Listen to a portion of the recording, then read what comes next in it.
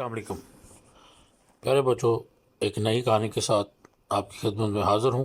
کہیں ایک بڑا خوبصورت باغ تھا، اور اس باغ میں بڑے ہی رس بھرے اور خوبصورت انگوروں کے گوشے لٹکے ہوئے تھے۔ ایک لومڑی کہیں سے گھومتے پھرتے اس باغ میں آ نکلی۔ اس کی نظر جب انگور کے رس بھرے گوشوں پر پڑی تو اس کا دل للچانے لگا، مگر وہ گوشے اس کی پہنچ سے بہت دور تھے۔ اس نے چھلانگ لگائی تاکہ وہ گوشوں تک پہنچ سکے، لیکن وہ نہ پہنچ سکی۔ اس نے بہت بار کوشش کی لیکن ناکام رہی، لیکن اس نے ہمت نہیں ہاری۔